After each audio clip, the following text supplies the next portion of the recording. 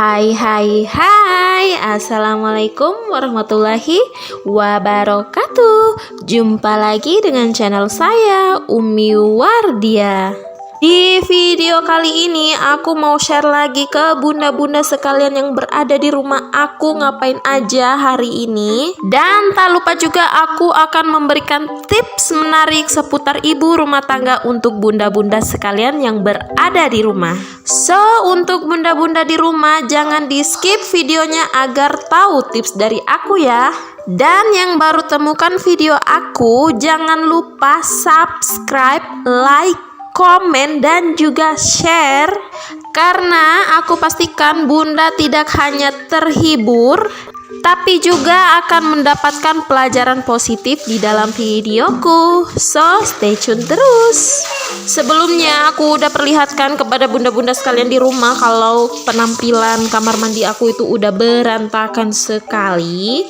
Jadi di video kali ini aku akan bersihin kamar mandi aku. Sebenarnya kamar mandiku ini udah bersih ya, nggak licin juga karena aku rutin membersihkannya. Kenapa nggak licin dan kenapa bisa rajin banget bersihin kamar mandi itu, aku mau berbagi tips untuk bunda-bunda sekalian yang berada di rumah ya. Pertama-tama aku mau lap-lap dulu itu mesin cuci dan aku mau simpan baskom-baskom karena tadi aku pagi-pagi itu nyuci baju. Makanya baskom itu pada bersepah-sepah ya, kata Upin Ipin. Kemudian aku mau siram-siram kamar mandi ini karena biasanya nggak hanya licin juga tapi berpasir ya bunda.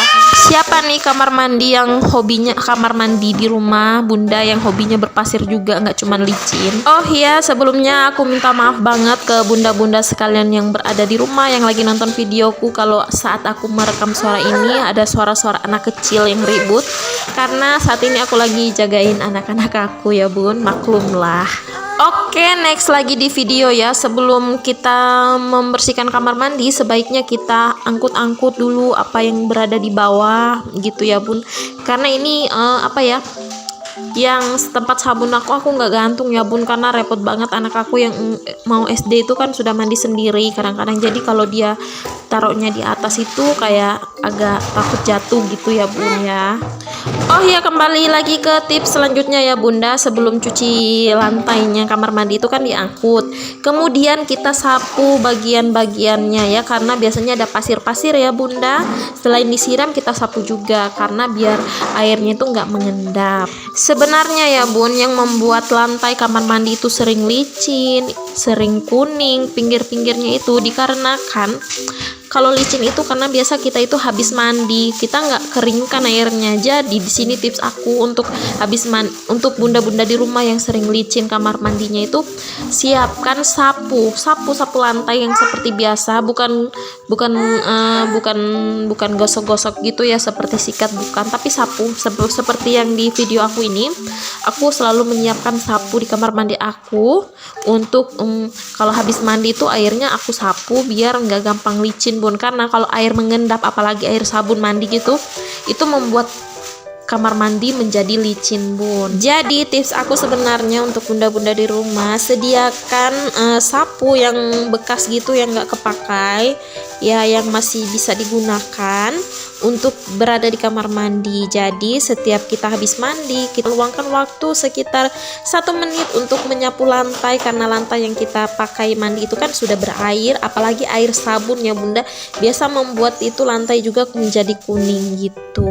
Manfaat dari sapu itu sendiri ya bunda, selain kita bisa menyapu air yang habis mandi gitu, kita juga bisa menyikat lantai menggunakan sapu ya, karena sapu ini menjangkau semua sisi sudut-sudut dalam kamar mandi ya bunda jangan takut, karena ujungnya sapu itu kan agak lembek tapi bisa juga membersihkan, tidak sama dengan sikat ya, karena sikat terlalu kecil jadi biasa agak sekitar 1 mm itu agak menyisakan, jadi nggak sampai ke ujung banget gitu ya bun.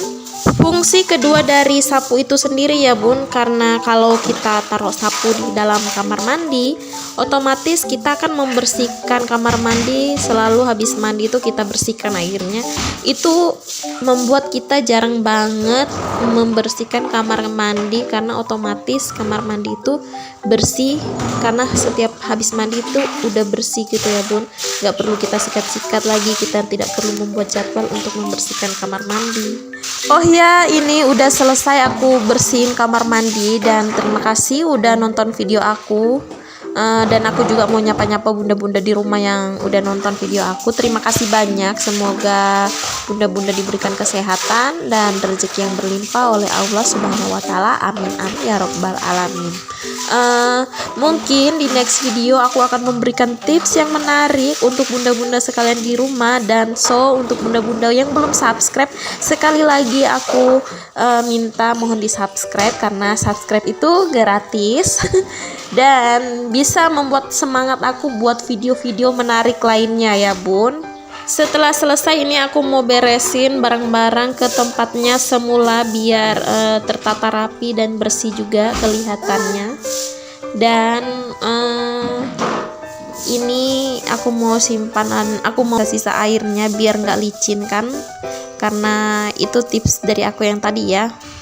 Meminimalisir air yang berada dalam kamar mandi membuat kamar mandi tidak akan gampang licin gitu. Dan ini hasilnya. Ini wastafelnya tadi aku nggak cuci ya bun, karena wastafel juga harus terlalu sering aku bersihkan, jadi nggak gampang kotor. Ini udah rapi ya bun, itu, dan bunda bisa lihat sendiri. Yang tadi itu di depan pintu kotor banget, banyak pasir, karena berkat sapu itu nggak berpasir, dan lantainya pun udah nggak licin lagi ya. Jangan lupa subscribe, like, komen, dan share. Terima kasih telah nonton.